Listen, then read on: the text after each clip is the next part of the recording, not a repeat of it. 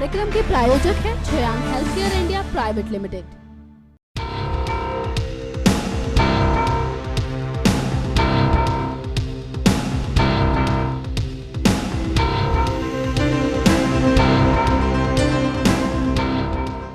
सत्ता की ऐसी सारथी जिनके नाम के आगे लगता है फायर ब्रांड, कुछ वक्त के लिए वो सियासत के हाशिए पर जरूर चली गई थी, लेकिन सुर्खियों से जुदा उन्हें कोई कर नहीं पाया। जी हां, हम बात कर रहे हैं बीजेपी सांसद और केंद्रीय मंत्री साध्वी उमा भारती की। पार्टी और पार्टी के बाहर उमा भारती को लोग दीदी के नाम से जानते हैं। गरीब परिवार में पैदा हुई उमा भारती के पांव पालने में ही दिखने लगे थे। मध्य प्रदेश की मुख्यमंत्री रह चुकी उमा भारती का सियासी सफर ऊंची महत्वाकांक्षा रखने वालों के लिए एक बड़ी मिसाल है। नमस्कार, मैं हूं गायत्री गुप्ता। एक बार फिर मैं हाजिर हूं अपना खास कार्यक्रम लेकर, पब्लिक फेस। इस प्रोग्राम में आज हम बात करेंगे भारतीय जनता पार्टी के नेता उमा भारती के बारे में। बीजेपी के तेज तर्रार नेताओं में उमा भारती का नाम सबसे पहले आता है। साल 2014 में लोकसभा चुनावों में जीत दर्ज करके केंद्रीय मंत्री बनने वाली उमा भारती को उनके कई विवादित बयानों की वजह से भी जाना जाता है। तो चलिए दिखाते हैं आपको उमा भारती के सियासी सफर के बारे में।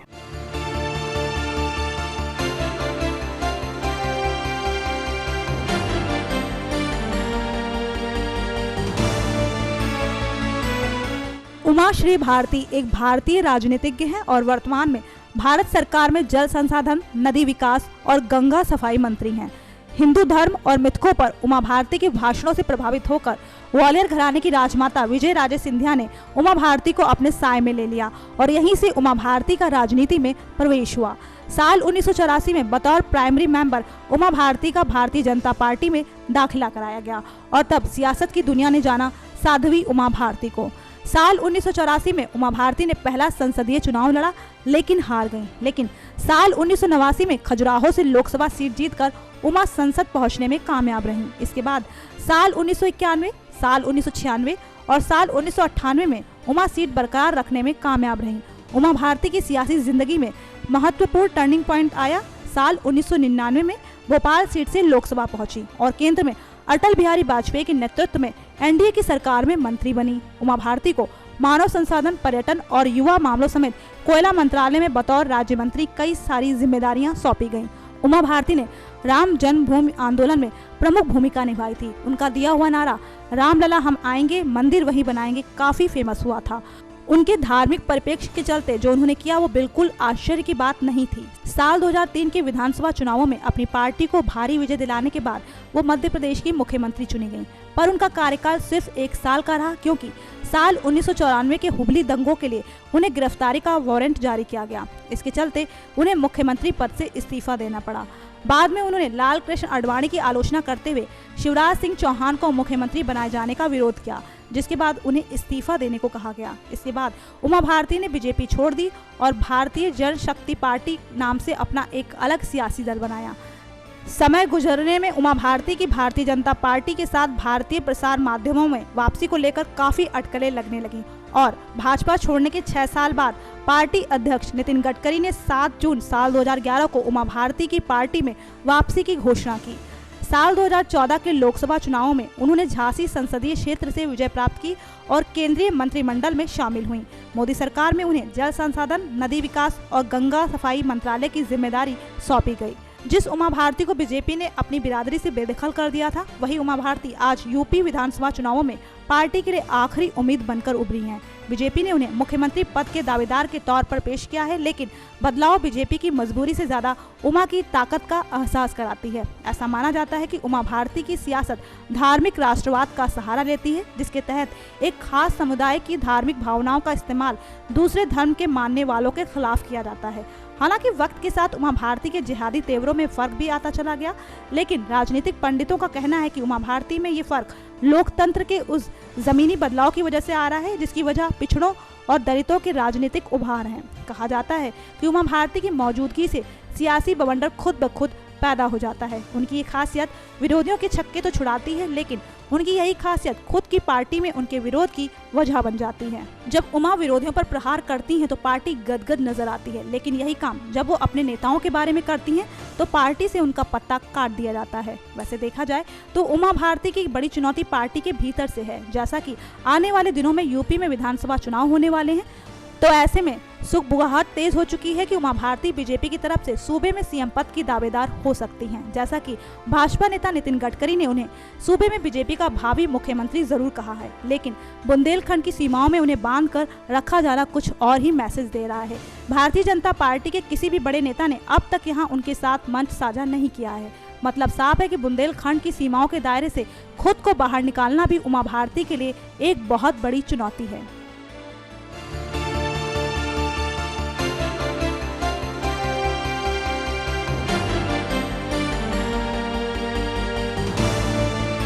उमा भारती अपने सियासत के मोहरों के भी साथ बड़ी ही कुशलता से बिछाती हैं। वो सबसे आगे जहां हिंदुत्व का एजेंडा रखती हैं, तो वहीं पीछे की कतार में खुद को पिछड़ी जाति का बताकर वोटरों को लुभाने का प्रयास करती हुई नजर आती हैं। उमा भारती की सियासत का सबसे बड़ा पैमाना एक खास समुदाय विशेष को निशाने पर रखना भी होता है, जैसा कि उनके बयानों में भी इस बात की झलक साफ देखी जाती है। ताउम्र राजनीति में रहने का प्रण करने वाली उमा भारती ने साध्वी बनकर शादी न करने का निश्चय किया। धार्मिक चीजों में रुचि रखने वाली उमा भारती को एक जुझारू सियासी नेता के तौर पर जाना जाता है। तो चलिए दिखाते हैं आपको उमा भारती के व्यक्तिगत जीवन के बारे में।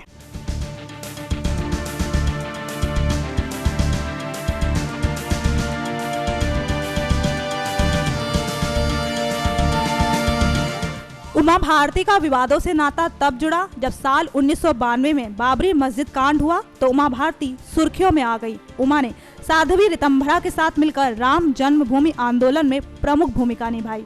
अयोध्या हादसे के बाद उमा भारती को उनके समर्थकों ने फायर ब्रांड नेता के खिताब से नवाजा। इसके साथ ही उमा भारती की आपत्तिजनक भाषा वाला एक वीडियो सामने आया। इस वीडियो में उमा फूहड़ शब्दों का इस्तेमाल करती हुई सुनाई दे रही थी। वहीं अगर बात करें उमा भारती की ताकत की, तो उनका साध्वी का बाना भारतीय बहुसंघ के हिंदू मानस में खासा जगह रखता है, जो त्याग और वैराग्य का प्रतीक है, जिसके मार्फत उमा भारती आवाम को ये संदेश देती हैं कि वो सत्ता के लिए नहीं बल्कि सेवा के लिए राजनीति में है। सियासत में उमा भारती की दूसरी बड़ी ताकत है हिंदुत्व। इस मुद्दे पर कभी आडवाणी की बराबरी करती उमा भारती आज हिंदुत्व के मसले पर बीजेपी में एक अलग ही ताकत रखती हैं। उमा भारती की ताकत का बड़ा हिस्सा राष्ट्रीय स्वयंसेवक संघ है।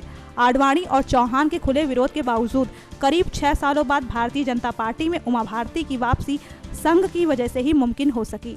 सियासी चेहरों की जमात में एक और ताकत उमा भारती को मजबूती देती है। केंद्र में मंत्री और मध्य प्रदेश की मुख्यमंत्री रहने के बावजूद उमा भारती का नाम कभी भी किसी घोटाले में सामने नहीं आया है। यही वजह है कि जब कभी उमा भारती अपने विरोधियों पर प्रहार करती हैं, तो बतौर नेता उन पर हमला करना विरोधियों के लिए उतना संभव नहीं हो पाता।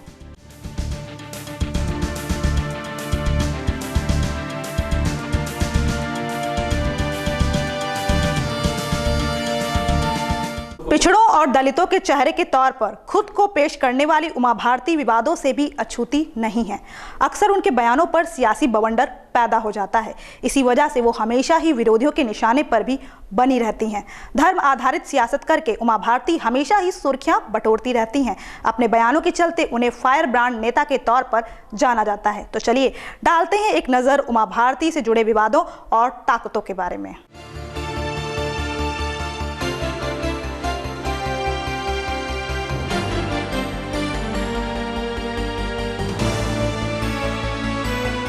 हिंदू महाकाव्यों की अच्छी जानकार उमा भारती का जन्म 3 मई साल 1959 को टीकमगढ़ मध्य प्रदेश के एक लोधी राजपूत परिवार में हुआ।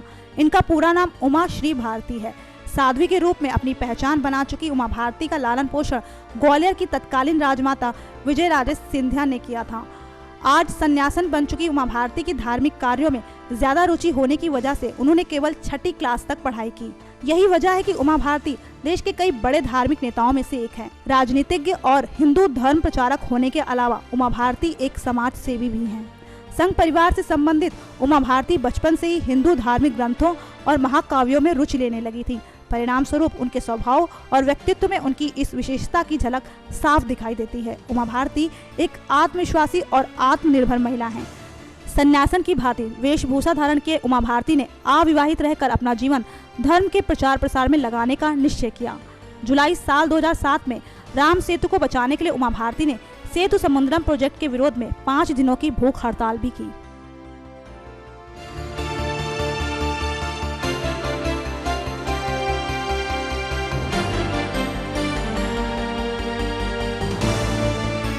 उमा भारती आज सियासत के जिस मुकाम पर खड़ी हैं, वहां पहुंचना कोई मामूली बात नहीं है। अपनी खास सियासी शैली के लिए पहचानी जाने वाली उमा से अगर विरोधियों के पसीने छूटते हैं तो बीजेपी के कई नेता भी उनकी बेबाकी का सामना कर चुके हैं।